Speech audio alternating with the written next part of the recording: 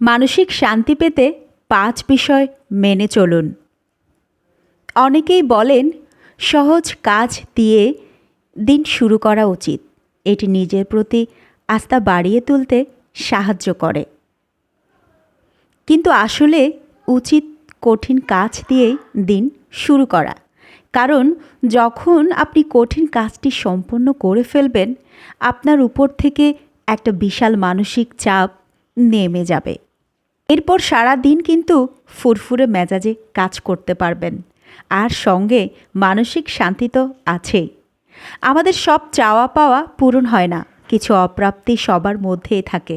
মানসিক শান্তির জন্য এই অপ্রাপ্তিগুলো মেনে নেওয়া গুরুত্বপূর্ণ, অর্থাৎ সন্তুষ্টি।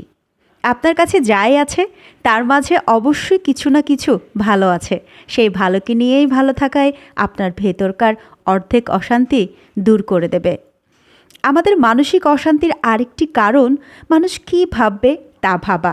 অনেক ক্ষেত্রে দেখা যায় মানুষ আদতে আপনাকে নিয়ে কিছুই ভাবেনি, কিন্তু আপনি অনেক কিছু ভেবে বসে আছেন।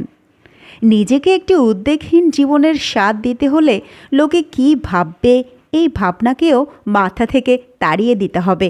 এতে করে আমাদের মনের উপর যে আলাদা চাপ পড়ে তা দূর হবে এবং নিজের প্রতি নিজের আস্থা বাড়বে।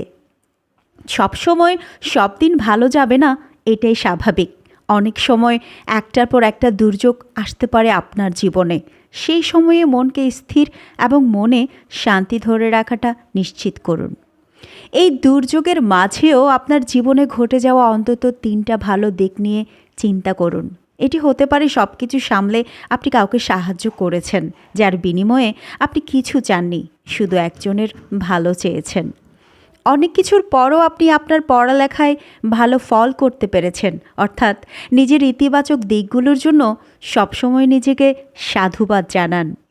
নিজের ঘরের জানালা বা বারান্দায় গিয়ে এক বুক শ্বাস নিতে পারেন। এটি আপনাকে মানসিকভাবে শান্ত করবে। শুধু তাই নয়, নিজেকে সময় দেওয়া। নিজের প্রতিটি বিষয়ে অন্য কেউ খেয়াল রাখলো কি না তা না ভেবেই নিজেই নিজের খেয়াল রাখুন এবং উপভোগ করুন মানসিক শান্তিতে পরিপূর্ণ জীবন।